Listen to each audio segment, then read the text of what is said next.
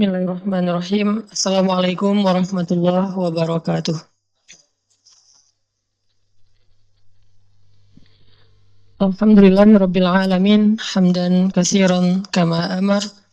Asyhadu an la ilaha illallah wahdahu la syarikalah wa asyhadu anna Muhammadan abduhu wa rasuluh la nabiyya ba'dah. Allahumma shalli wa sallim wa barik ala sayyidina Muhammadin wa ala alihi wa sahbihi ajmain. Teman-teman yang dirahmati Allah Subhanahu wa taala, alhamdulillah puji syukur kepada Allah atas nikmat untuk kita hari ini, terutama yang hari ini bisa melaksanakan sholat subuh tepat waktu berjamaah, kemudian sholat zuhur, sholat asar. Mudah-mudahan setiap kali kita memenuhi panggilan Allah Subhanahu wa taala, Allah akan selalu juga memenuhi panggilan-panggilan kita ketika kita dalam kesulitan. Karena kaidahnya sederhana, fadhkuruni adzkurkum. Ingat aku ketika kalian senang, nanti aku ingat kalian ketika kalian susah. Jadi jangan ingat Allah pas susah doang, sehingga nanti balasannya Allah tangguhkan bukan saat kita lagi butuh-butuhnya. Jadi Allah tidak memberikan sesuatu kecuali sebagai balasan terhadap amal kebaikan kita. Dan pemberian Allah itu pasti lebih karena Allah Maha Pengasih lagi Maha Penyayang. Tapi kita jangan datang ke Allahnya pas butuh doang. Pertama secara etika nggak enak gitu, malu. Kalau ke makhluk aja kita sangat besar rasa malunya, apalagi kepada Allah Subhanahu Wa Taala harusnya lebih.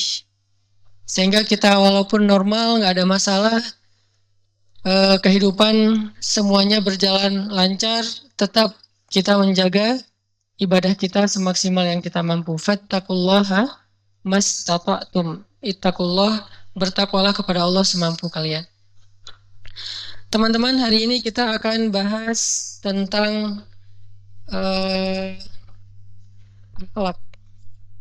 Dalam hal ini berkaitan dengan berita yang belum jelas kebenarannya, atau dalam bahasa medsos itu disebut dengan hoax ya, atau dalam bahasa Indonesia disebut fitnah. Walaupun sebetulnya fitnah itu adalah serapan yang keliru dari bahasa Arab. Kalau arti fitnah dalam bahasa Arab yang aslinya artinya bukan berita bohong. Fitnah dalam bahasa Arab itu artinya ujian. Jadi dunia itu fitnah, harta itu fitnah, kemusyrikan itu fitnah, itu maksudnya ujian. Al-fitnatu asyaddu minal qatl. Fitnah itu lebih bahaya daripada perang atau daripada pembunuhan. Nah, ini kan udah jadi mainstream tentang kata fitnah di dalam ayat itu diterjemahin menyampaikan berita bohong ya. Jadi kesannya ya hati-hati jangan fitnah, soalnya fitnah itu lebih kejam daripada kalau gitu bunuh aja deh, nggak usah difitnah gitu kan ya, bahaya.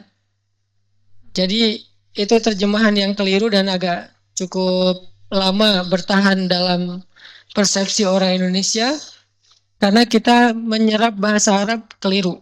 Salah satunya dalam bahasa istilah fitnah. Hoax atau berita bohong dalam bahasa Arab itu kadang disebut dengan istilah buhtan. Kadang disebut dengan istilah buhtan. Kadang disebut dengan istilah ifkun atau ifki. Itu berita bohong. Terus fitnah gak ada hubungan sama sekali dengan berita bohong. Beda banget tuh. Nah, hari ini kita akan bahas tentang berita bohong. Gimana menyikapinya. Terus apa dampaknya kepada kita yang menyampaikan, bukan hanya kepada orang yang jadi korban. Karena kita tahu banget lah rasanya, gak apa-apa deh kita pakai istilah yang common. Rasanya difitnah itu kan, pernah difitnah belum? Difitnah selingkuh, ya. Padahal gak ada yang mau sama kita, gimana caranya selingkuh kan? Dan ini fitnah paling kejam nih. Udah sendiri difitnah selingkuh. Mending difitnah udah nikah. Lebih seru kan ya? Mudah-mudahan jadi doa. Tapi kalau difitnah selingkuh, udahlah kita sendiri sering dibully, selingkuh pula. Ini kan gak enak banget nih, difitnah nikung temennya, difitnah nyontek. Bahkan kita nggak nyontek kan ya, cuman ngelihat teman ngapain sih lo, difitnah misalnya nyogok, difitnah misalnya ngelakuin hal-hal yang nggak pantas. Kita pasti sering ngerasa difitnah, terutama fitnah yang sifatnya ngadu domba. Fitnah adu domba ini kayak saudara kembar nih teman-teman. Kadang-kadang kita berpikir saya nggak ngomong bohong loh ya, saya jujur. Kalau kita bohong namanya fitnah atau hoax. Kalau kita jujur ada dua kemungkinannya. Kemungkinan pertama gibah, kemungkinan kedua adalah namimah, mengadu domba. Nah, kita bakalan bahas tentang etika, moral, akhlak tentang masalah kayak gini, terutama yang ada kaitannya dengan sosial media. Karena kita sekarang hidup di era sosial media yang luar biasa. Semua orang bisa ikut komen, semua orang bisa bikin heboh, semua orang bisa bikin viral. Kalau dulu yang bisa bikin viral cuman media, televisi. Kalau sekarang setiap orang yang punya handphone bisa bikin viral, bisa bikin kehebohan. Nah, bagaimana cara kita menyikapi fenomena-fenomena hoax dan segala macam yang sebagiannya justru merugikan kita sebagai umat Islam. Merugikan kita sebagai penuntut ilmu. Dan yang lebih menyakitkan lagi adalah merugikan beberapa orang yang kita sayangi di antara para ulama. Ini kita coba belajar, ini masuk dalam bab akhlak ya, dalam bab moral. Tapi dalam Islam teman-teman, ketika kita ngomong apa aja, pasti ada hubungannya dengan iman. Ngomongin ibadah, hubungannya dengan iman. Ngomongin moral atau akhlak juga hubungannya dengan iman. Sampai ngomongin main aja ada hubungannya dengan iman. Main ada hubungannya dengan iman. Kita have fun, seru-seruan, itu ada hubungannya dengan iman. Apa hubungannya? Saya nggak mau lihat dari angle larangan ya, karena saya nggak suka dilarang main. Saya pengen ngelihat dari angle bolehnya main. Tapi hubungannya dengan iman. Salah satunya berburu.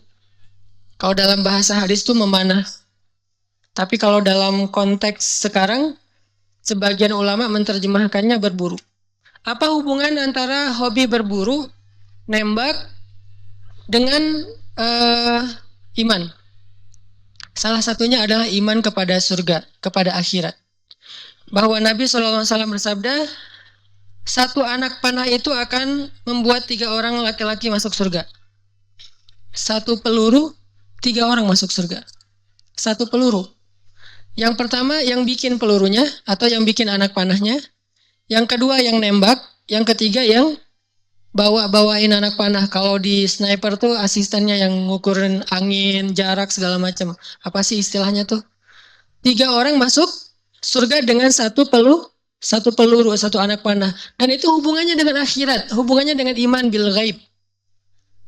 Ini menunjukkan Islam itu sebuah konsep yang utuh, tidak bisa diparsialkan. Oh, ini mah gak ada hubungannya dengan agama. Ada. Semua tentang kehidupan kita nih, ini penting banget mindset basic dalam Islam ya. Semua hal tentang hidup kita tuh ada hubungannya dengan agama. Jadi gak bisa dipisahin. Ngopi ada hubungannya dengan agama. Apalagi kopi dibikin sama istri, itu banyak banget hadis-hadisnya. Kalau ngopi sendiri agak sedikit sih hadisnya. Yang banyak kopi dibikinin istri, terus jalan berdua, ngafe berdua, itu banyak insya Allah hadisnya. Saya ngumpulin yang kayak gitu-gitu. Bahan ngebully ya. Jadi ada semua tuh hubungan dengan agama. Nggak ada satupun masalah dalam kehidupan kita yang nggak ada koneksinya dengan agama, nggak nyambung dengan agama, itu nggak ada. Sehingga nggak boleh kita berpersepsi bahwa ya nggak usah bawa-bawa agama deh. Nggak. Karena agama itu melekat dalam diri kita, dalam 24 jam kita nggak mungkin kita nggak bawa-bawa agama. Terus kita, kalau agama itu cuma dipersepsikan hanya berada di dalam masjid, dalam sehari kita di dalam masjid berapa jam? Kalau nggak ada taklim. Kalau taklim kan mungkin weekly ya, lebih ke mingguan. Daily-nya berapa jam sehari di masjid? Paling lama juga sejam. Kalau sholat 5 waktunya, full 5 waktu. Satu waktu misalnya 10-15 menit. Berarti paling lama sehari sejam. Kalau agama itu cuman identik dengan ketika berada di dalam masjid, sholat, ta'lim, berarti 23 jam lagi kita nggak mau beragama gitu. Kan nggak kayak gitu. Karena al-Islam, manhajul hayah. Islam itu the way of life. Yang namanya life itu bukan cuman masjid. Life itu ada 24 jam, dibagi 60 menit, dibagi 60 detik, dan itu semuanya adalah life. Dan itu semuanya ada hubungannya dengan agama. Jadi kalau ada orang yang pengen memisahkan satu urusan hidup dengan agama, berarti dia sudah memilah-milah hukum Allah, memilah-milah Al-Quran. Yu'minuna bi ba'dil kitab wa yakfuruna bi ba'd. Mereka beriman dengan sebagian Alkitab dan mengingkari sebagian yang lain. Gak boleh kayak gitu. Udkhulu fis silmi kafah. Masuklah kepada Islam itu secara utuh. Kalau gitu politik ada hubungannya dengan agama, Ustaz? Coba jawab. Bukan hanya ada, harus gitu. Sehingga nggak boleh ada istilah, Ustaz nggak boleh ngomong politik di dalam masjid, seolah-olah politik itu beda dengan agama. Jadi nggak boleh ceramah dengan konten politik. Ini pasti parsial banget pemahaman agamanya. Bukankah Islam itu adalah the way of life? Dan politik itu bagian dari realitas kehidupan. Kehidupan pribadi, kehidupan masyarakat, kehidupan berbangsa. Dagang ada hubungannya dengan agama? Banget. Apalagi status ada hubungannya dengan agama? Wah, nggak usah ditanya, banyak banget ayatnya. Saya lagi malas aja nyebutin satu persatu, kasihan. Apalagi tuh, main, nggak usah politik dan dagang ya. Main aja ada hubungannya dengan agama. Yang mungkin cuman fun, cuman seru-seruan, cuman asik, cuman ketawa-ketawa, cuman nongkrong bareng teman-teman. Tapi ternyata semua itu juga ada hubungannya dengan agama. Main aja ada hubungannya loh. Dan agama itu bukan pengen ngatur ya. Masa kalau ada hubungannya dengan agama berarti main juga mau diatur-atur sama agama. Bukan. Agama itu bukan cuma aturan. Agama itu bukan cuma aturan. Agama itu adalah nilai yang menjadi motivasi hidup kita. Coba teman-teman dengar 1 Minute Booster saya. Sering ngomongin fikih nggak? Jarang banget kan ngomongin fikih. Rata-rata motivasi, booster, penyemangat. Dan itu bagian dari agama. Karena agama itu luas. Jangan sampai kita menerjemahkan agama sama dengan aturan. Sehingga kalau udah dihubungkan dengan agama itu jadi ribet. Banyak boleh, nggak boleh, aturan segala macam. Nggak gitu-gitu amat sebetulnya agama teh. Aturan itu sebetulnya hanya salah satu elemen dari agama. Tapi di atas aturan itu ada yang lain. Ada iman, ada moral, di atas aturan. Fikih itu justru bukan yang paling tinggi. Nomor 1-nya iman, nomor 2-nya akhlak, nomor 3-nya hukum. Di atas hukum ada akhlak, di atas akhlak ada iman. Sehingga ayat-ayat hukum itu rata-rata turunnya belakangan. Ketika Nabi udah sampai Madinah, justru di pertama-tama Islam itu yang turun ayat iman, ayat akhlak, moral. Belief, faith, sama moralitas. Itu doang yang dibahas. Hukum sedikit porsinya. Baru di Madinah lebih banyak turun ayat-ayat hukum. Itu pun juga di Madinah agak-agak pertengahan kedua, bukan paruh pertama. Kayak misalnya ayat hukum, di atasnya moral, di atasnya iman. Contoh, hukum anjing. Dalam fikih anjing adalah hewan yang haram dan najis. Kalau haram berarti nggak boleh dimakan. Kalau najis berarti nggak boleh disentuh, dan di beberapa tempat nggak boleh masuk. Kayak nggak boleh masuk ke rumah ibadah, nggak boleh masuk ke dalam rumah kecuali dia dalam kondisi darurat atau sebagai penjaga. Ini hukum fikih nih. Kalau disentuh maka kita harus mensucikannya dengan 7 kali 7 kali, dan salah satunya dengan tanah atau debu yang bersih, 6 kalinya dengan air. Ini hukum fikih nih. Tapi jangan menghina anjing, jangan merendahkan anjing, jangan meremehkan status anjing. Walaupun secara fikih dia dianggap hewan yang haram dan najis, secara moralitas orang yang memberi minum anjing maka dia dimasukkan ke dalam surga. Lihat moralnya. Ngasih minum anjing aja bisa jadi jalan masuk surga. Saking subhanallah, ternyata hewan yang dianggap najis dalam hukum fikih tapi sangat dihargai dalam standar moral dan bahkan punya pahala tertentu dalam standar iman, yaitu surga. Bukan tanggung-tanggung, bukan cuman dapat pahala kebaikan di dunia, enggak, sampai surga loh. Dan surga itu mahal. Ala sil'atallahi ghaliyah. Bukankah surga Allah itu mahal? Tapi dengan hanya ngasih minum anjing aja Allah kasih yang paling mahal, yaitu surga. Kan berarti tinggi banget nilai anjing di mata Allah ya. Jadi menyakiti anjing neraka. Membiarkan anjing kehausan, kelaparan, dilemparin batu, ditabrak lari segala macam, itu dosa besar. Walaupun secara fikih ini adalah hewan yang najis. Makanya saya bilang agama kita itu luas, komplit banget.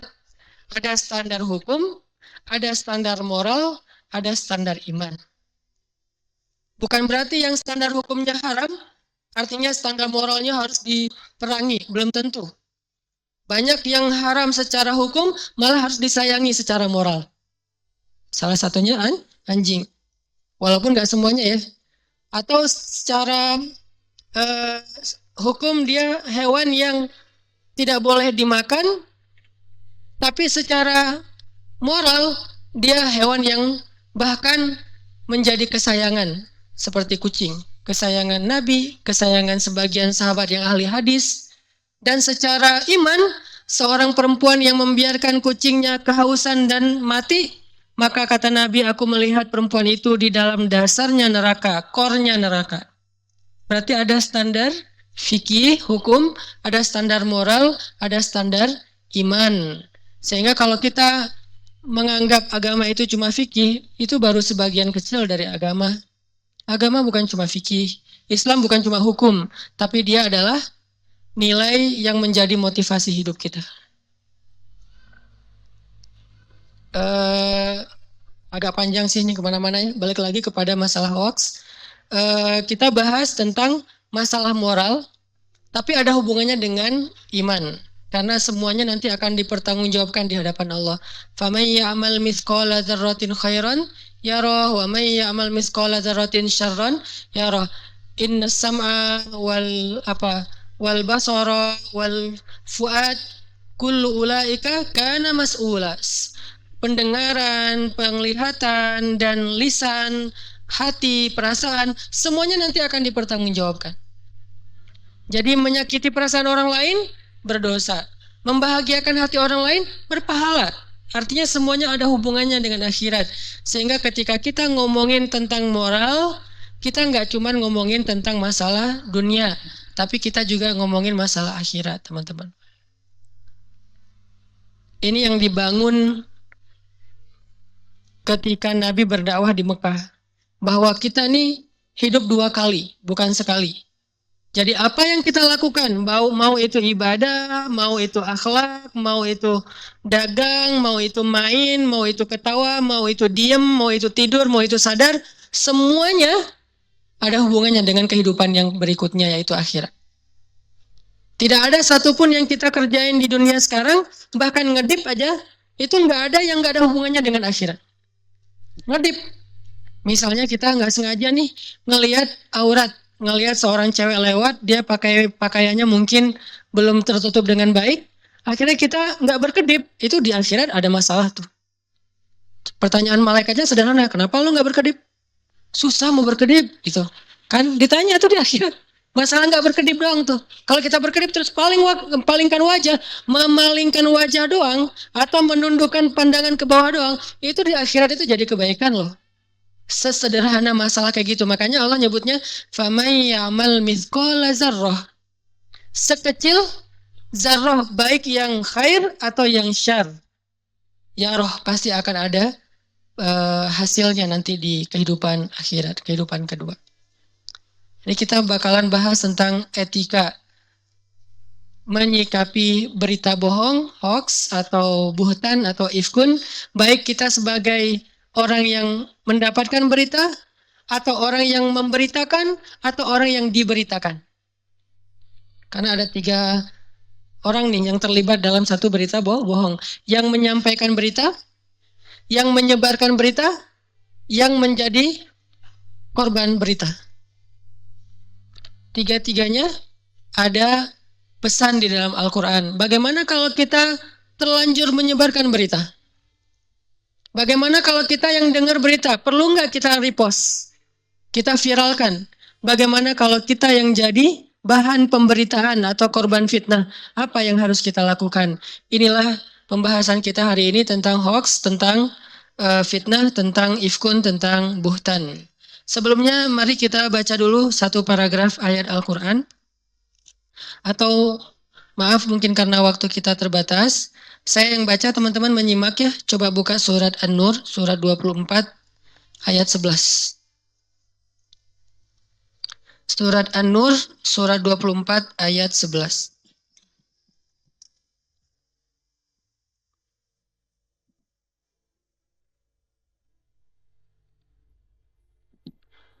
Saya akan baca dari ayat 11 sampai ayat 20.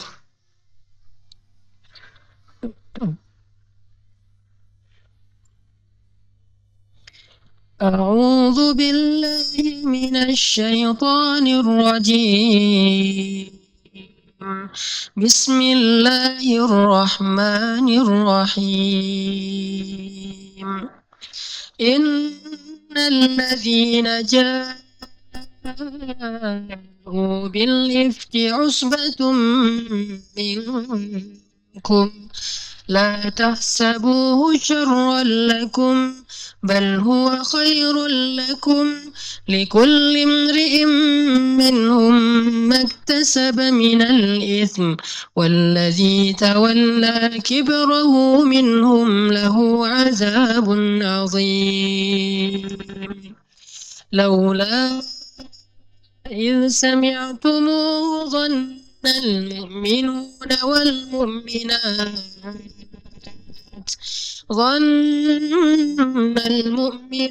والمؤمنات بأنفسهم خيرا وقالوا هذا إفك مبين. لولا جاءوا عليه بأربعة شهداء فإذ لم يأتوا بالشهداء فأولئك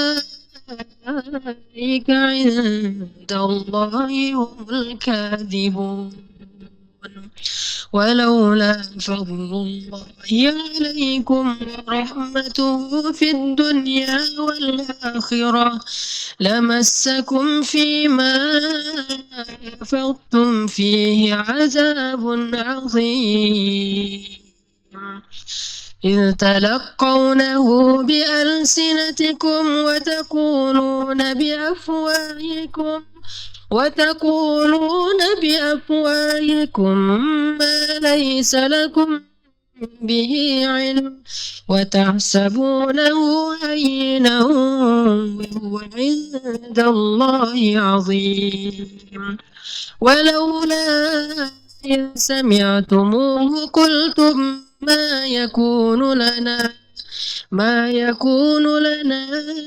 أن نتكلم بهذا سبحانك هذا بهتان عظيم. يعظكم الله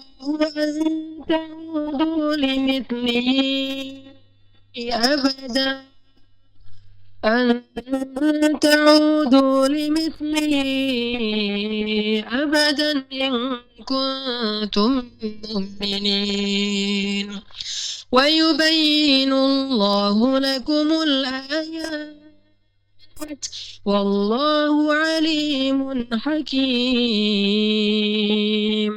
إن الذين يحبون أن تشيع الفاحشة في الذين آمنوا لهم عذاب أليم في الدنيا والآخرة والله يعلم وأنتم لا تعلمون.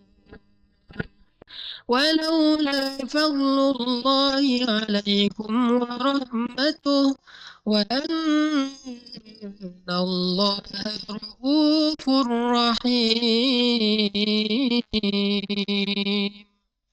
صدق الله العظيم.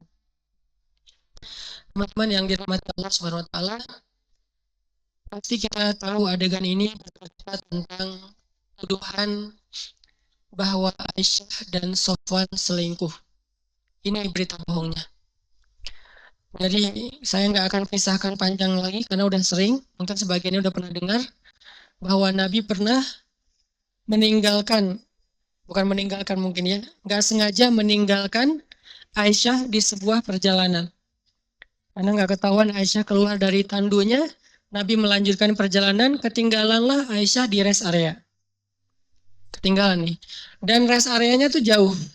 Mungkin kalau sekarang tuh kita dari Surabaya pengen ke Bandung, Aisyah ketinggalan di Cirebon. Atau ketinggalan di Brebes. Lumayan jauh kan? Masih 4-5 jam lagi ke sini. Nah, kenapa ketinggalan? Nanti cek lagi di banyak cerita-cerita tentang tafsir Hadisul Ifki, judul kata kuncinya. Kalau mau googling atau mau nyari Hadisul Ifki, saya udah sering nyeritain. Nabi pulang nih, Aisyah ketinggalan di sebuah rest area. Nabi biasanya kalau lagi touring kayak gitu suka nyuruh seorang sahabat sebagai tim penyisir. Siapa tahu ada yang helm jatuh, ada apa segala macam gitu kan ya. Nah dia nyisir nih. Yang nyisir tugas siapa? Sofwan bin Mu'attal. Sofwan ini kebenaran adalah jomblo favorit di Madinah. Dia masih single, keren, muda, kece banget, dan termasuk yang idola cewek-cewek Madinah gitu. Jadi cewek-cewek Madinah tuh banyak yang baper tentang Sofwan. Makanya kalau Sofwan udah live Instagram tuh udah banyak banget viewernya tuh banyak banget. Karena Sofwan tuh keren secara fisiknya. Good looking lah orangnya. Sofwan lagi nyisir di belakang. Pas lagi nyisir di sebuah rest area ternyata nemu sesosok cewek lagi ketiduran di batu, duduk tapi bersandar ke batu tidur. Maka akhirnya Sofwan pun memberi tumpangan onta untuk Aisyah, cewek yang tadi tidur, dengan cara nggak boncengan. Sofwan narik tali kekang onta di depan, jalan kaki, sedangkan Aisyah naik ke atas ontanya Sofwan. Jadi mereka tuh nggak boncengan sama sekali. Mungkin ini salah satu etika sahabat ya terhadap perempuan, walaupun saya nggak ngomongin hukum boncengan karena ada kondisi-kondisi tertentu. Yang jelas Sofwan jalan, Aisyah di atas kendaraan, di atas onta. Jalan, Nabi udah sampai di Madinah. Nabi itu kalau udah pulang touring tuh banyak banget tamu-tamu beliau yang udah nunggu di masjid. Ada yang pengen bikin kerjasama, ada yang pengen endorse, ada yang pengen segala macam banyak lah. Ada yang endorse peci, sorban, Nabi pakai endong, saya foto ya, dan segala macam gitu-gitu banyak lah di Madinah. Ini dengan konteks kekinian ya, terjemahan terjemahan bebas. Nah karena Nabi terlalu sibuk di masjid banyak tamu, Nabi nggak sempat ngecek Aisyah udah pulang belum, sehingga nggak ada berita tentang Aisyah. Orang-orang munafik, orang-orang Yahudi, salah satu hobi mereka itu nongkrong di gerbang kota. Di jalan, itu hobinya orang munafik zaman dulu, nggak tahu zaman sekarang ya. Zaman dulu tuh hobinya orang munafik sama orang Yahudi nongkrong di jalan di gerbang kota. Ngapain? Salah satunya mereka pengen tahu duluan berita-berita dari luar negeri. Jadi mereka kepo gitu. Kan berita zaman dulu itu dapatnya bukan lewat medsos ya, tapi lewat musafir. Jadi kalau ada musafir datang, mereka cegat, nanya ada update apa dari Syam, ada update apa dari Palestina, ada update apa dari Aleppo, dari Suriah, dari Yaman, dari Mesir. Mereka tuh kepo banget orang itu Yahudi sama munafik. Ngapain mereka mengupdate info? Supaya mereka bisa menyaring mana yang perlu disampaikan, mana yang nggak perlu disampaikan kepada Nabi Muhammad. Jadi mereka tuh mencuri informasi rahasia. Ini mirip kayak kerjaan jin di langit. Jin itu salah satu hobinya adalah nongkrong di pintu langit pertama. Di sana mereka suka ngopi-ngopi, main gaple gitu, ngapain lah pokoknya di pintu langit pertama tuh nongkrong. Jin ya, kalau kita nggak masalah main gaple di tempat pos ronda.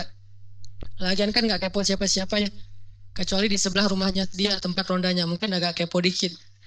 Nah ini jin tuh nyuri-nyuri berita langit di pintu langit. Jadi kalau misalnya Allah kayak mau menurunkan satu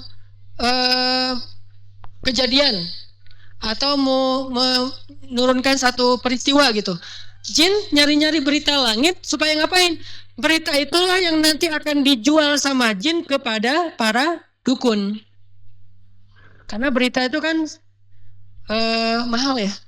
Jadi mereka tuh udah dengan kamera-kamera canggih, jin teh udah berdiri di pintu langit tuh.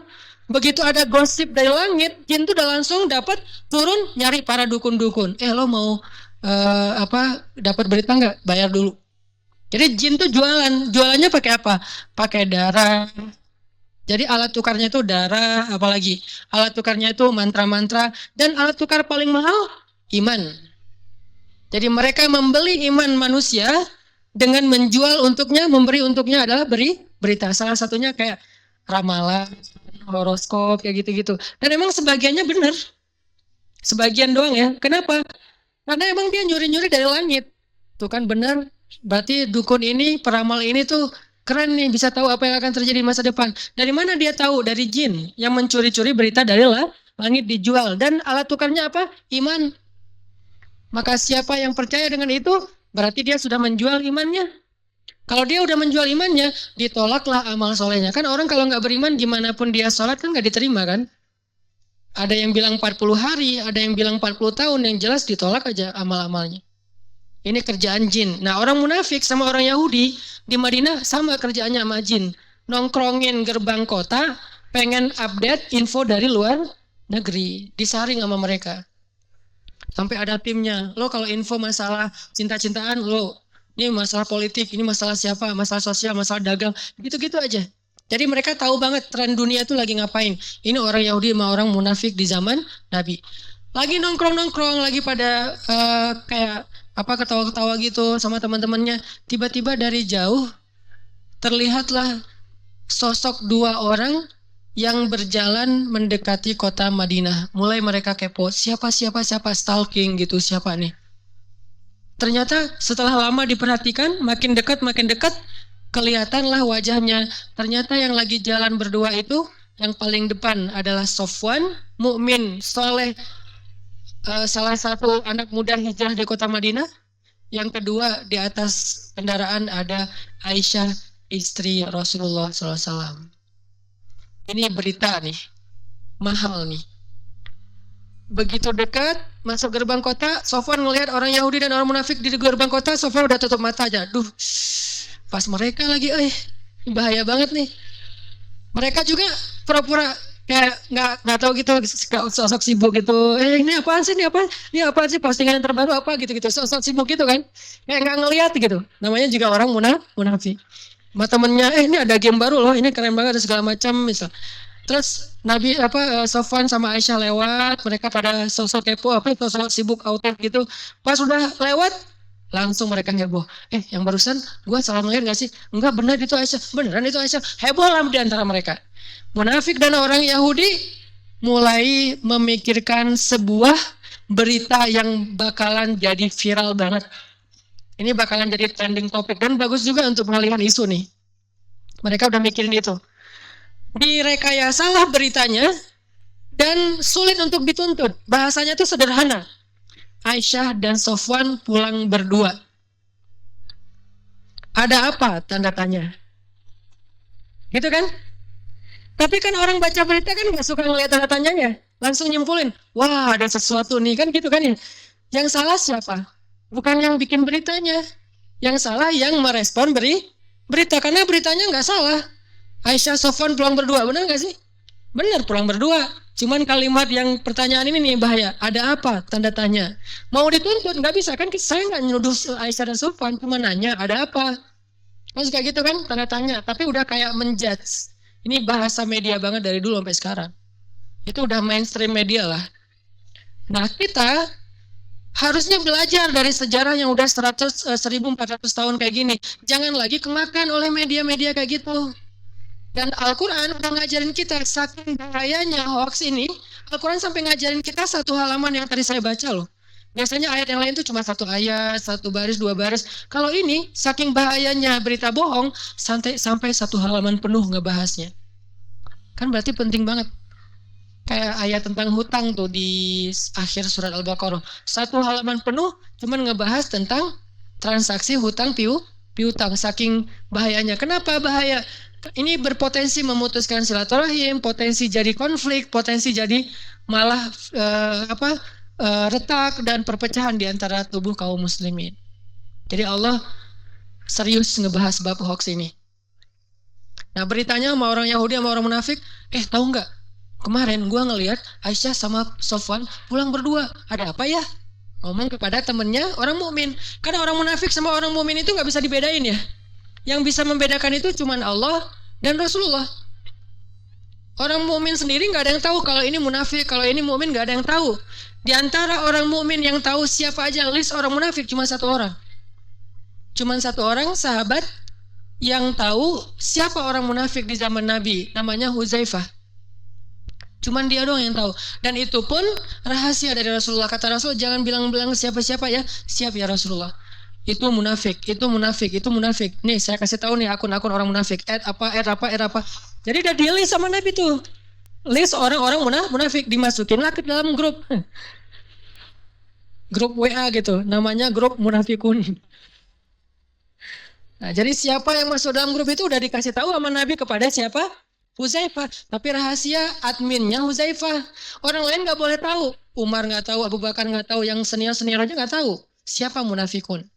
Sehingga ketika zaman Umar jadi khalifah, Umar sempat khawatir, ya, aduh gimana ya kalau saya termasuk di dalam list itu gitu.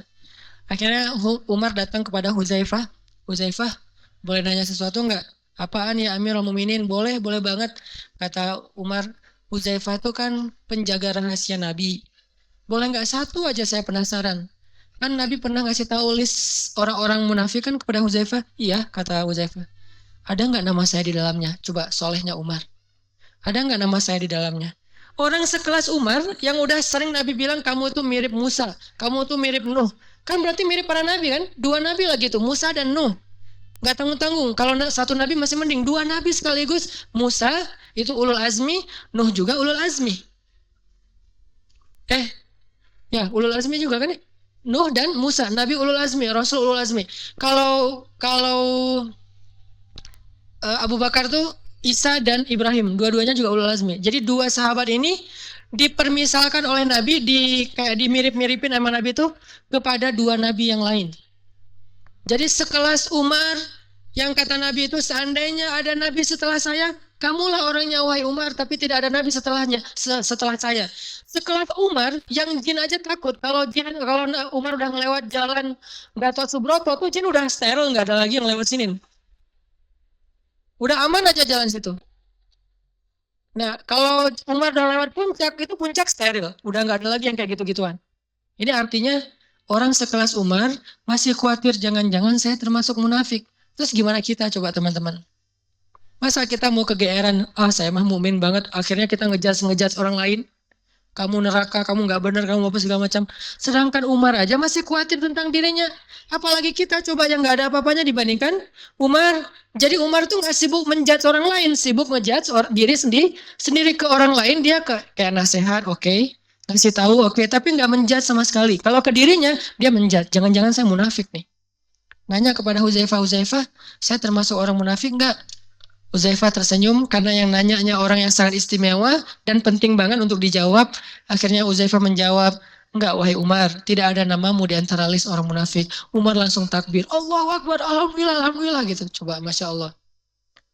Kalau kita kan Huzaifah, ada nggak nama si fulan di situ? Si fulan.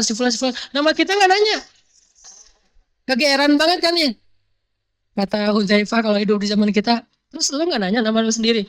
Ya nggak mungkin lah Huzaifah, masa termasuk munafik sih? Halo gitu kan ya? Ini zaman sekarang nih, kalau Umar nggak, dia nggak peduli dengan orang lain. Baru dia nanya lagi setelah dia aman, dia nanya, Huzaifah boleh nanya lagi nggak? Apa? Masih kepo nih Umar. Saya punya banyak pejabat. Umar itu kan orangnya disiplin banget dengan pejabatnya ya. Makanya pejabat Umar itu paling nggak enak jadi pejabat Umar. Kalau jadi pejabat Utsman toleran. Kalau jadi pejabat Umar, wah susah. Semuanya nggak boleh. Ketat banget seleksi pejabatnya Umar. Makanya Umar nanya kepada Huzaifah, Huzaifah, di antara pejabat-pejabat saya, gubernur, bupati, RW, RT, camat, kepala desa, segala macam, menteri, ada munafikun nggak? Kata Huzaifah, ada satu. Siapa? Rahasia dari Nabi. Saya nggak akan kasih tahu. Tapi ini penting wahai Huzaifah. Tapi Nabi suruh dia merahasiakan. Kalau tandanya boleh, Nabi sendiri udah membongkar dari zaman beliau. Kenapa Nabi merahasiakan daftar orang munafik? Karena ini biar jadi rahasia Allah dan Nabi saja. Sehingga nggak boleh di zaman sekarang kita menuduh orang munafik tuh nggak boleh. Tapi mengatakan perbuatan munafik boleh. Menuduh orang yang munafik nggak boleh. Ini perbuatannya munafik nih. Ini perbuatannya nggak benar nih, boleh. Tapi orangnya munafik nggak boleh. Karena Nabi aja tidak menjelaskan siapa daftar orang munafik di zaman beliau, padahal udah jelas ada daftarnya. Untuk apa? Biar nggak jadi kekacauan di dalam tubuh kaum muslimin. Ada satu orang kata Huzaifah, Umar kepo, siapa? Stalking satu-satu, ada nggak nih postingannya yang aneh-aneh gitu? Nggak ada. Akhirnya caranya gimana? Kalau ada pejabat Umar bin Khattab yang meninggal dunia, Umar nggak bakalan datang mensolati dia kecuali ngelihat Huzaifah datang mensolati dia. Jadi kalau ada yang meninggal pejabat nih, misalnya ada bupati meninggal, Umar langsung datang ke rumahnya tapi nggak mau sholatin, nunggu dulu. Huzaifah udah datang belum? Belum, ya udah jangan disolatin dulu. Tunggu Huzaifah. Kalau Huzaifahnya datang mensolati, baru mereka ikut mensolati. Kalau Huzaifahnya nggak datang, berarti dia munafik, maka mereka nggak akan mensolatinya. Ini cara Umar ngepoin orang munafik. Cuman ya nggak bisa dipraktekin sekarang. Udah nggak ada Huzaifah. Saya tunggu aja kalau Ustadz belum datang, saya nggak mau nyolatin. Kan belum tentu dia munafik kan ya. Bisa jadi Ustadznya nggak datang karena emang nggak dikasih tahu kalau ada yang meninggal. Jadi kita tunggu aja berhari-hari nggak akan ada yang datang. Maksudnya teman-teman, orang munafik ini nggak ketahuan. Jadi dengan orang mukmin itu ngeblend. Kayak temenan, sahabatan. Padahal yang satu mukmin sejati, yang satu munafik. Nah yang munafik bilang, gua kemarin ngelihat Aisyah sama Sofwan pulang berdua. Ada apa ya? Oh ya begitu? Ya. Dan gua pernah dengar berita. Katanya dari dulu tuh Sofwan emang senang sama Aisyah, pengen nikahin Aisyah, cuman udah terlanjur jadi istri Nabi. Oh gitu banget, ya kayaknya nih ada sesuatu nih. Ya udah yuk kita lihat ya. Informasinya berkembang, sampai akhirnya berubah drastis 180 derajat bahwa Aisyah dengan Sofwan selingkuh. Yang bilang Aisyah Sofwan selingkuh siapa? Bukan orang munafik, bukan orang Yahudi, orang mukmin sendiri. Gara-gara apa? Repost, tapi captionnya ganti. Tadi postingan pertamanya, Aisyah Sofwan pulang berdua. Ada apa? Tanda tanya. Di repost. Iya ternyata repost lagi. Wah bahaya nih. Repost lagi. Akhirnya lama-lama infonya nambah. Jadilah postingan yang paling viral itu adalah yang captionnya paling panjang. Emang sih saya juga pernah dengar dulu Aisyah tuh kayak gini panjang gitu. Inilah yang viral, bukan berita yang pertama yang viral, yang ini nih yang viral. Makanya coba teman-teman perhatikan di ayat 11, Allah bilang, Innalladzina ja'u bil ifki usbatum minkum. Sesungguhnya yang menyebarkan berita bohong itu adalah golongan kalian sendiri. Artinya, sesama orang mukmin. Bukan orang munafik yang nyebarin berita bohong. Bukan orang Yahudi yang nyebarin berita bohong. Kalian yang nyebarin. Mereka cuman bikin satu berita pertama terus si kalian yang nge-repost. Jadi ayat yang kita baca tadi satu halaman bukan ayat tentang orang yang memfitnah, tapi ayat tentang orang yang menyebarkan fitnah. Kalau yang memfitnah nggak usah dibahas lagi, udah jelas. Nanti ada di surat Al-Munafikun, surat At-Taubah, banyak surat tentang mereka. Tapi justru yang Allah bahas di surat An-Nur, orang yang nge-repost fitnah. Orang yang ikut menyebarkan berita yang belum jelas kebenarannya. Sehingga Allah mengatakan, sesungguhnya yang menyebarkan berita bohong itu adalah usbatum minkum. Itu adalah sebagian dari golongan kalian, bukan orang lain. Termasuk sahabat-sahabat senior sekalipun. Bayangin sekelas sahabat kemakan sama itu kayak gini. Kemakan hoax, sampai akhirnya mereka nge-repost. Kelasnya sahabat loh. Yang udah ketemu Nabi, belajar langsung ke Nabi, ibadah malamnya udah di atas rata-rata. Yang kalau sholat itu ada yang satu malam cuma berdiri aja sepanjang malam. Kenapa? Karena bacaannya panjang banget. Ada yang sujud aja karena doanya panjang banget. Kita nggak kayak gitu-gitu amat. Apalagi kita, sekelas mereka yang ahli ibadah bisa nge-repost berita bohong. Makanya harus sangat hati-hati. Artinya sahabat itu nggak ada niat buruk untuk Aisyah dan Sofwan, pasti bukan karena itu. Cuman masalahnya mereka terlalu gampang mempercayai berita yang belum jelas kebenarannya dan nge-repost, itu masalahnya. Jadi Allah nggak nuduh yang menyampaikan berita ini abang ada dengki sama Aisyah dan Sofwan, enggak. Yang dengki itu orang munafik. Orang mukmin nggak ada dengkinya kepada sesama mukmin. Cuman kok terlalu gampang nyebarin berita, jadilah fitnah, jadilah berita bohong.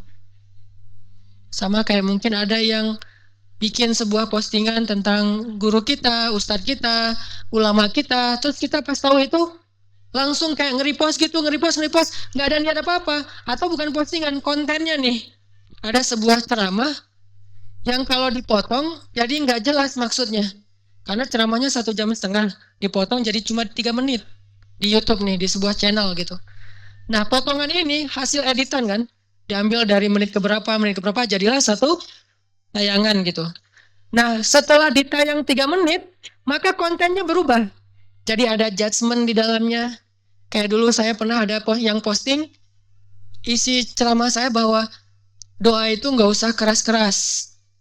Pelan-pelan juga sampai menggetarkan langit seperti doa Nabi Yunus di dalam perut ikan. Nggak mungkin saya ngomong kayak gitu doang. Saya tuh kalau ceramah pasti ngebalance. Kalau udah ngomong bagian ini pasti saya recovery dengan bagian yang lain misalnya. Dan itu sadar banget kalau saya ngomong kayak gitu. Misalnya saya bilang doa itu pelan-pelan juga nggak apa-apa.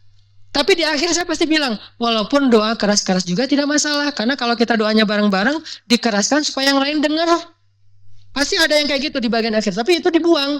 Diambillah hanya bagian doa itu pelan-pelan aja. Kesannya saya melarang doa yang keras. Keras kan benturan nih. Di antara mazhab fikih kan ya. Rame, ada yang nanya, Ustadz Hanan mengharamkan doa rame-rame, zikir rame-rame. Siapa bilang, orang saya juga ngelakuin. Ini gara-gara ada postingan yang editannya niatnya baik pasti. Ngapain? Tebar ilmu. Tapi ternyata niat baik juga belum cukup teman-teman. Sehingga kenapa saya kadang-kadang suka ngelarang, jangan bikin sendiri, mending repost aja yang udah ditebar oleh kita dari IG saya, channel Pemuda Hijrah. Itu aja repost kalau mau menebar kebaikan, daripada ngedit sendiri, kontennya berubah malah jadi bahaya. Jadi fitnah di antara para ulama kan. Kan ramainya di antara para ulama ini bukan gara-gara mereka ramai, kadang-kadang gara-gara para pendengar kita sebagai thalibul ilmi, pencari ilmu, merepost kajian mereka tapi nggak utuh. Sehingga akhirnya kajian itu kadang-kadang nge-mention pendapat ustadz ini tentang ustadz itu. Kita yang bikin loh captionnya. Malah ustadznya juga nggak ngomong kayak gitu. Bahkan pas kita dengar ceramahnya nggak nyebut nama orangnya. Tapi kita langsung menyimpulkan di captionnya, di judul postingan kita, pendapat ustadz A terhadap ustadz C. Pas kita dengar ceramahnya, nggak ada ngomong Ustadz C, tapi disimpulkan, sehingga di-repost, rame. Ini namanya usbatum minkum. Ini yang disebut dengan golongan kalian sendiri yang bikin heboh. Bukan orang munafik, bukan orang Yahudi. Itulah kenapa teman-teman, ini penting untuk kita pelajari. Itu satu poinnya ya, bahwa ternyata berita bohong itu bukan karena niat orangnya jelek, belum tentu. Kadang niat orangnya baik justru. Kadang niat orangnya justru pengen berdakwah, pengen menyebarkan ilmu, tapi jadi berita bohong. Bisa kayak gitu. Bukan karena orangnya ada dengki, bukan. Tapi karena orangnya terlalu gampang percaya dan gak cross check dulu. Nah ini yang jadi masalah. Kalau dengki, insya Allah itu bukan sifat orang mukmin. Tapi kalau gampang percaya, bisa banget. Saking solehnya dia jadi polos. Kan orang soleh itu gak ada curiga-curiganya ya. Ini kalau teman-teman perhatikan ya, sejarah hadis palsu. Bukan hadis dhaif, kan ada hadis sahih mutawatir, ada hadis sahih, ada hadis hasan, ada hadis dhaif, ada palsu kan?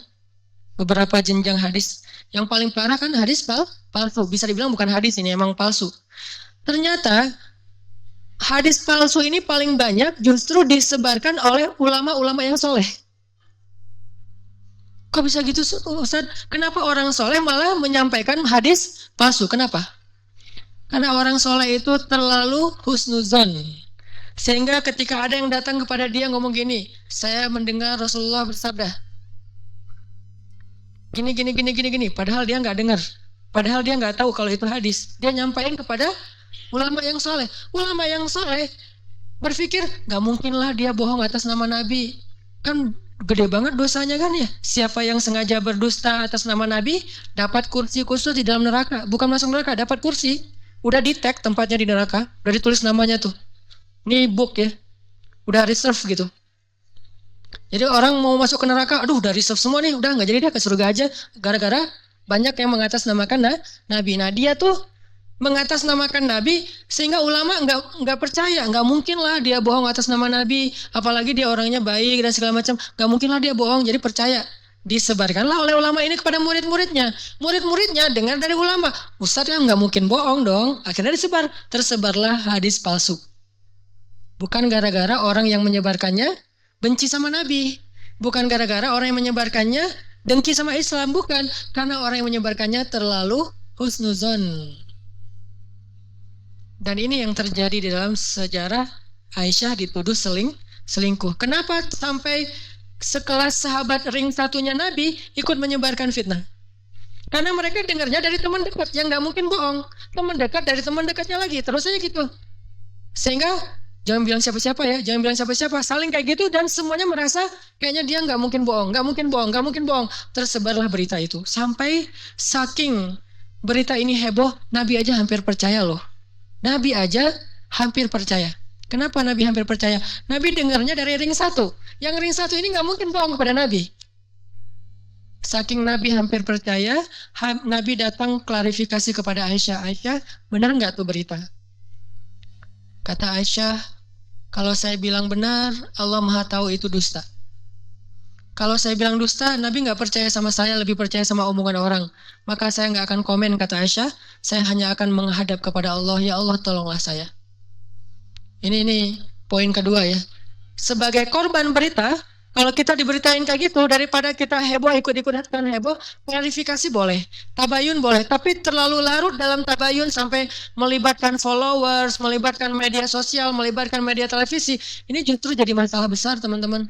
Biarkan masalah keluarga kita jadi masalah pribadi kita, nggak usah di-share keluar. Jangan libatkan followers kepada masalah pribadi, nggak sehat. Udah aja masalah pribadi, masalah bareng-bareng, kayak misalnya hal-hal yang seru, oke kita share. Tapi kalau masalah keluarga, jangan di-share. Jangan libatkan sosial dalam masalah keluarga kita, karena mereka nggak semua harus tahu. Kok gitu banget sih Ustadz, eksklusif, sombong? Ini bukan bab eksklusif, ini adalah aurat. Aurat itu dalam Islam bukan cuma tubuh teman-teman. Maaf ya, pakaian dalam itu aurat. Terutama buat cewek, makanya jemuran segala macam itu dalam Islam sebetulnya diatur. Enggak mentang-mentang kita udah menutup aurat terus pakaian dalam kita di mana-mana kelihatan.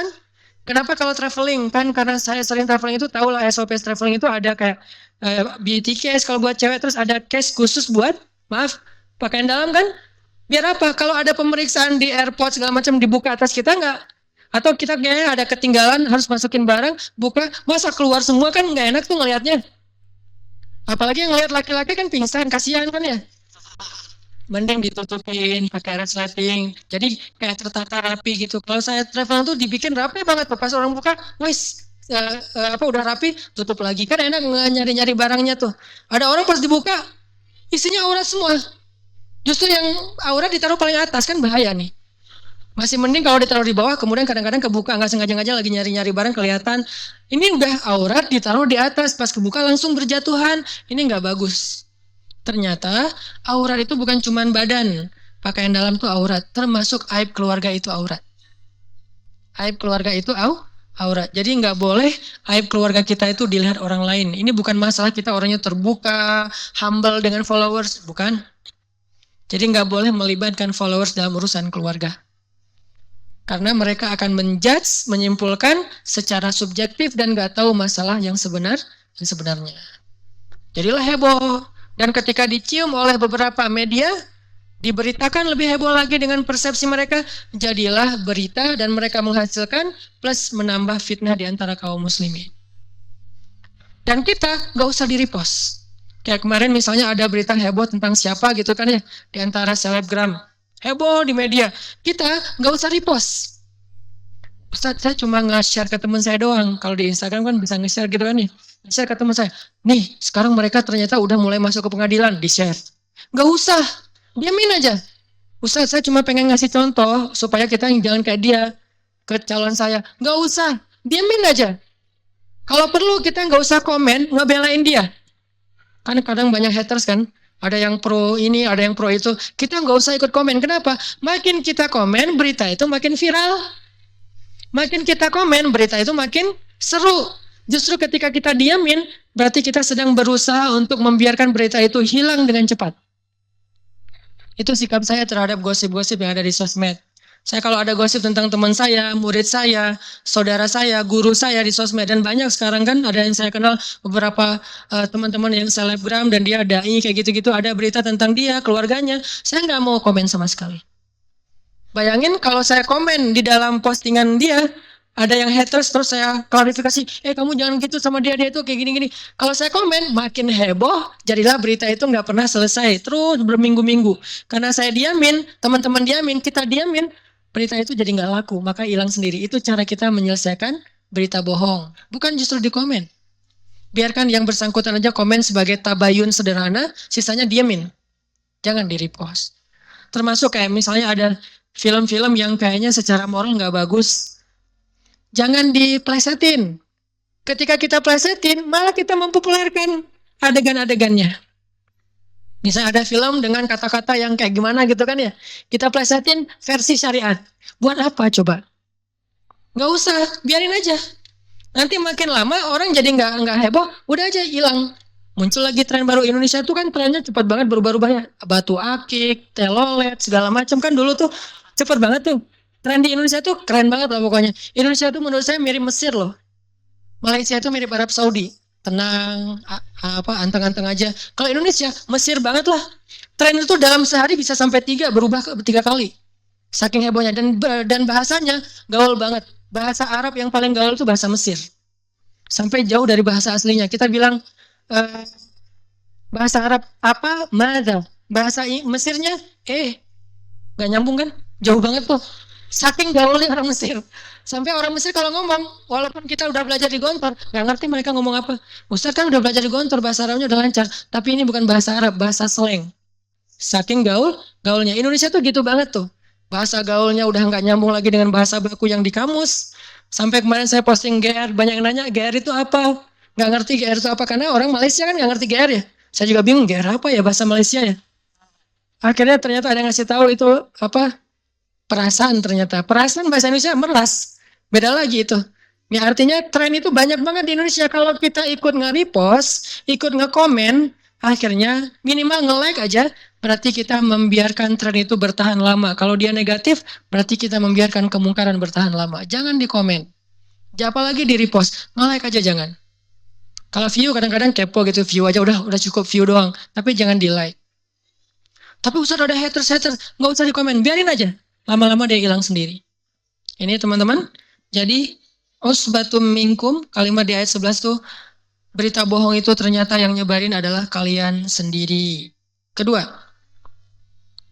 coba perhatiin ayat 15.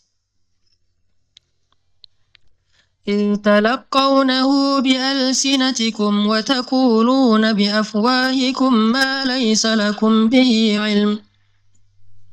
Ketika kalian saling menyebarkan berita itu dengan lisan kalian. Kenapa Allah ngomongnya dari mulut ke mulut? Ini jadi peribahasa Indonesia. Alsinah, dari mulut ke mulut. Kenapa? Karena beritanya nggak disaring dulu dengan pikiran dan hati. Langsung aja dari mulut sampaikan lagi. Nggak mikir, ini benar nggak ya? Nggak ngerasa gimana kalau saya jadi korban berita ini. Ini maksudnya. Menyebarkan berita tanpa merasa, tanpa mikir. Nah kita sebagai mukmin berpikirlah, benar nggak sih ini?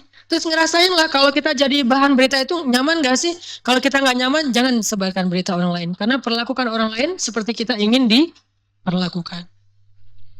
Terus kalimat berikutnya, watahsabunahu hayyina wa huwa indallahi azim.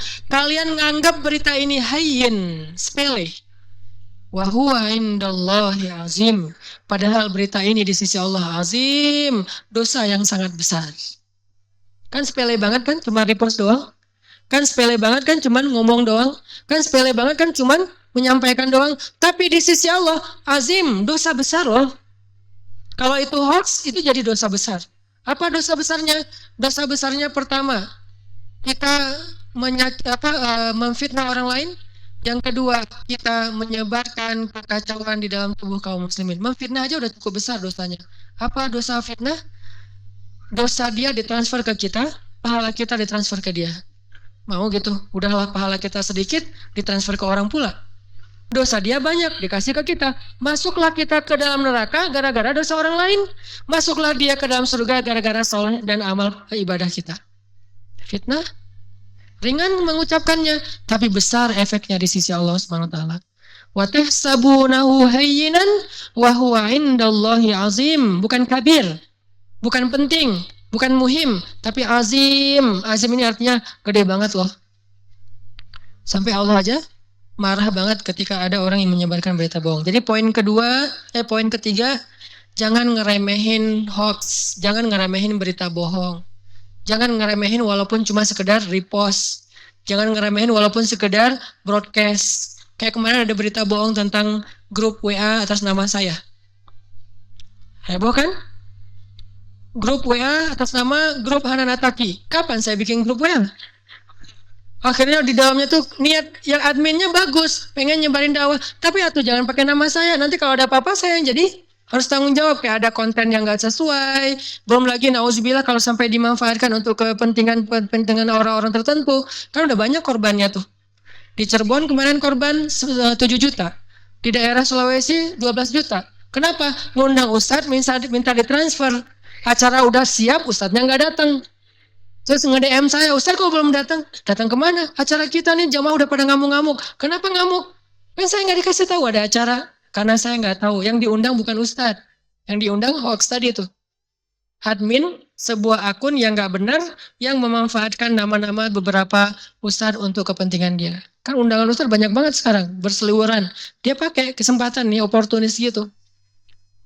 Kirim dulu ya transfer buat transportasi. Oh siap Ustaz. Orang kan husnuzan sama Ustaz ya. Transfer aja rekeningnya. Walaupun namanya beda, dia mungkin Ustaz pakai nama adminnya, manajernya, udah transfer aja. Udah transfer, ditelepon, bener diangkat. Kalau nggak diangkat masih curiga, diangkat. Halo, halo Ustaz, udah transfer. Oh iya makasih, jazakumullah khair. Pakai bahasa-bahasa aktivis. Jazakumullah khair, semoga Allah membalas kebaikan, doa-doain. Oh iya Masya Allah Ustaz. Tapi by the way Ustaz suaranya agak berubah. Ya nih saya lagi pilek, cenah. Coba, udah digituin aja nggak curiga. Akhirnya banyaklah yang berjatuhan korban. Untuk itulah saya agak sedikit bawel orang yang mengatasnamakan saya untuk hal kayak gini karena kasihan kalau jadi ada yang tambah korban. Ini namanya menganggap sepele, menganggap hal ini biasa aja. Azim di sisi Allah itu besar, bahaya. Terus yang keempat,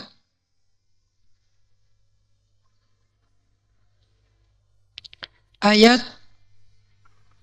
12. Poin yang keempat ayat 12, ini saya singkat aja. Gimana cara kita kalau misalnya dapat berita kayak gitu? Laula id sami'tumuhu zannal mu'minun wal mu'minat bi anfusihim khaira. Harusnya kita berbaik sangka. Bi anfusihim, seperti kita berbaik sangka terhadap diri kita sendiri. Wa qalu hadza ifkum mubin, dan mereka bilang ini enggak benar nih. Ini hoax nih, ini enggak mungkin kayak gitu. Harusnya kita kayak gitu. Ngomong kayak gitu bukan di sosmed untuk diri kita sendiri, untuk teman kita. Ada kasus ketika Aisyah dan Sofwan dituduh selingkuh. Suatu saat dalam masalah yang lagi trending topik kayak gitu, seorang sahabat namanya Abu Ayyub Al-Ansari pulang ke rumah. Terus sampai di rumah istrinya juga kan sesama ibu-ibu kayak gitu, sosialita pada heboh juga kan ya. Di antara bapak-bapak heboh, di ibu-ibu sosialita heboh. Istrinya sebagai insan sosialita gitu, nanya ke suaminya, ya Abu Ayyub, kata istrinya, kamu udah dengar belum gosip tentang Aisyah? Udah, kata Abu Ayyub sambil makan. Terus gimana? Ya nggak gimana-gimana, kata Abu Ayyub, kan dia easy going gitu kan. Kata istrinya, tapi kan ini heboh banget, wahai Abu Ayyub. Apa benar tuh Aisyah kayak gitu? Benar tuh Sofwan kayak gitu? Kasihan banget ya Rasulullah. Sampai gitu-gitu. Akhirnya Abu Ayyub nanya kepada istrinya, wahai istriku, kata Abu Ayyub, gimana pendapat kamu kalau orang ngomong kayak gitu tentang aku, bahwa aku selingkuh? Mungkin nggak?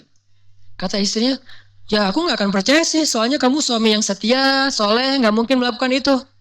Kata Abu Ayyub, terus gimana kalau ada yang menyampaikan berita gitu tentang kamu, bahwa kamu tuh selingkuh? Mungkin nggak? Nauzubillah, yang nggak mungkin lah, kamu macam-macam aja sih tentang aku, kamu memang percaya? Enggak. Ya nggak mungkin aku selingkuh, kan aku takut sama Allah, kata istri Abu Ayyub.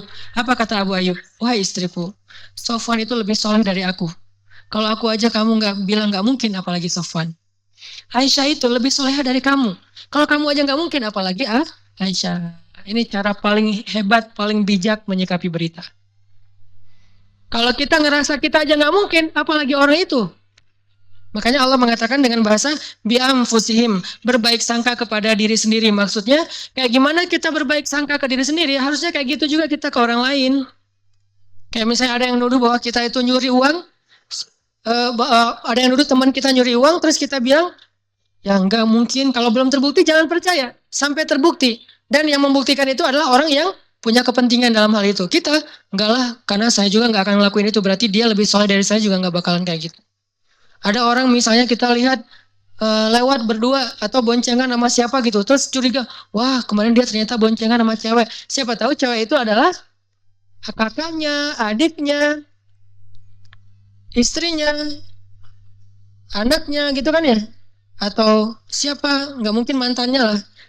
Masa mantan masih boncengan kan nggak mungkin banget ya. Nah, bisa juga mantannya yang udah halal gitu kan ya. Jadi jangan langsung percaya, karena saya juga kalau jadi dia nggak bakalan mau kayak gitu. Maka insya Allah dia yang lebih soleh dari saya nggak bakalan kayak gitu. Berbaik sangkalah kepada orang lain seperti kita berbaik sangka kepada diri sendiri. Yang terakhir, yang kelima, kalau kita jadi korban, jadilah seperti Aisyah, minta kepada Allah, curhat kepada Allah. Ketika kita curhat kepada manusia, Allah nggak akan terlibat. Ketika kita curhat kepada Allah, mungkin manusia nggak terlibat, tapi keterlibatan Allah itu jauh lebih baik daripada keterlibatan manusia. 5 itu poin tentang hoax, teman-teman. Pertama, ternyata berita bohong itu kadang-kadang tersebar di antara orang yang beriman, yang udah hijrah, yang rajin talim, bahkan ulama sekalipun. Kenapa?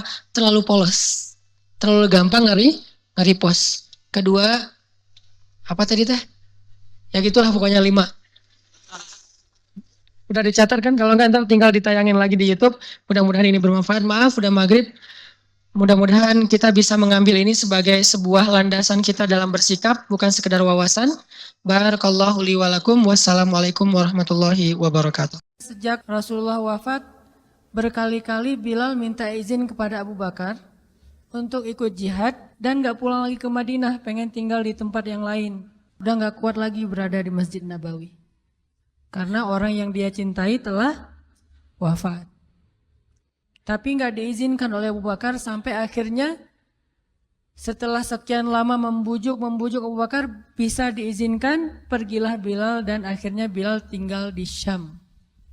Kalau sekarang Suriah. Di sanalah Bilal menikah.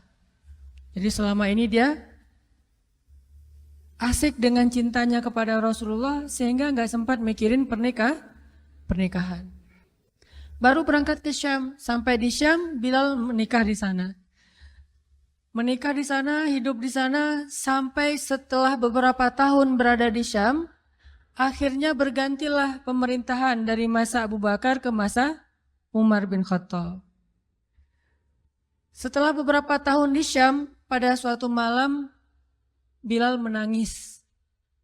Malam-malam dia bangun nangis, gerung-gerung gitu kayak anak kecil. Istrinya nanya, ya Bilal ada apa, kamu mimpi buruk? Enggak, justru ini mimpi baik.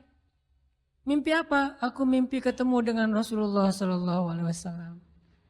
Dan Rasulullah bersabda, siapa yang melihat aku dalam mimpi berarti dia melihat aku dalam kenyataan.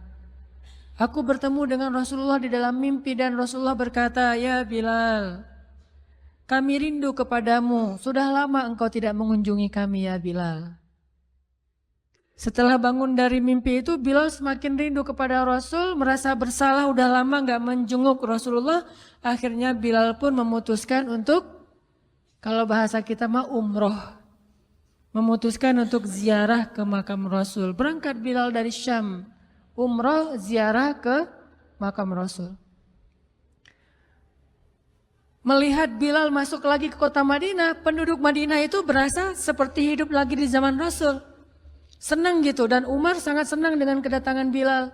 Sehingga selesai Bilal sholat, selesai Bilal ibadah-ibadah sunnahnya, termasuk menjenguk atau berziarah ke makam Rasul dan Abu Bakar. Kemudian Umar berkata kepada Bilal, ya Bilal, Sudah lama kami tidak mendengar suara azan darimu. Tolong kumandangkan sekali lagi azan seperti engkau mengumandangkannya di masa Rasul. Kami rindu ingin merasakan suasana di zaman Rasul. Benar Bilal, kata para sahabat yang lain yang ada di situ.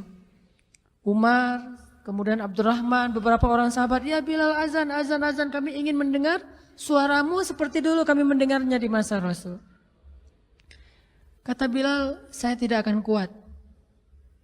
Kata mereka, coba dulu kamu usahakan karena kami ingin sekali mendengarnya. Saya tidak akan kuat.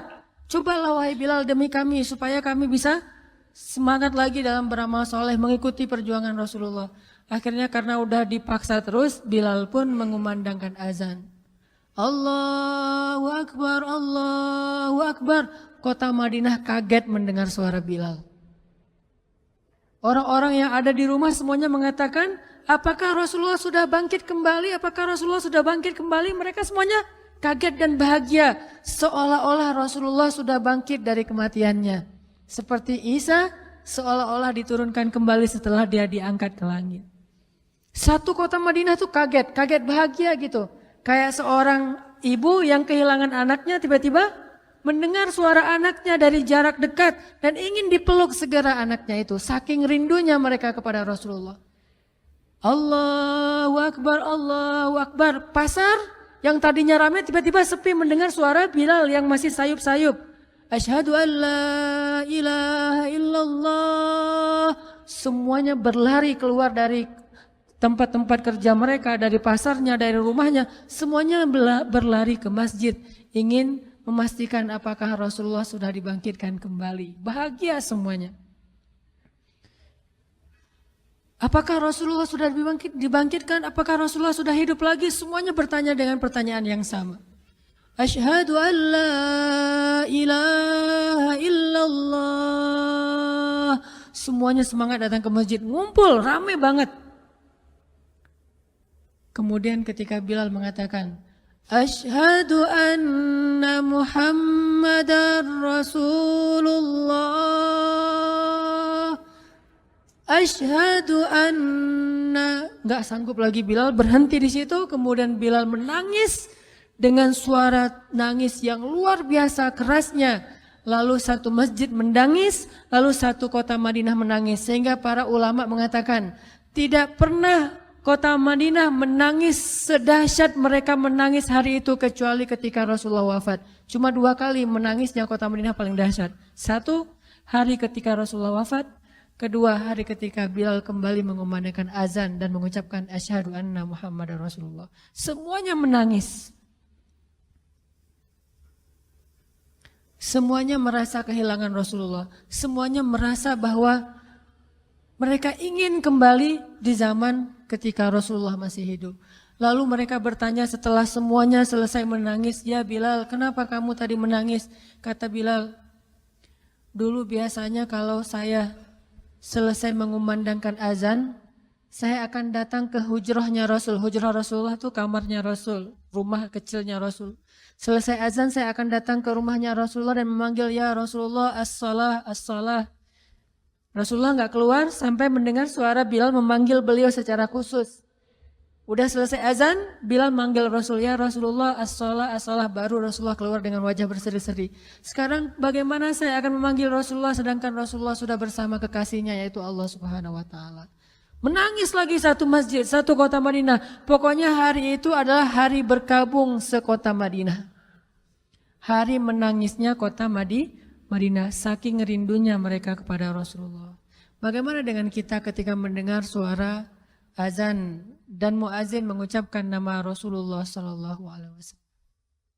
Di situ kelihatan apakah kita mencintai Rasulullah lebih dari apapun juga setelah Allah Subhanahu wa taala. Kalau tidak, fatarabbasu, hati-hati. Kalau tidak, fatarabbasu, tunggu aja. Na'udzubillah min dzalik, berarti masih ada kemunafikan dalam hati kita. Bagaimana kita, apakah hati kita merasa gemetar, bergetar ketika kita mendengar suara seseorang mengatakan Muhammad sallallahu alaihi wasallam? Rasulullah Shallallahu Alaihi Wasallam. Apakah hati kita bergetar seperti bergetarnya hati seorang kekasih ketika mendengar suara kekasihnya, nama kekasihnya disebutkan?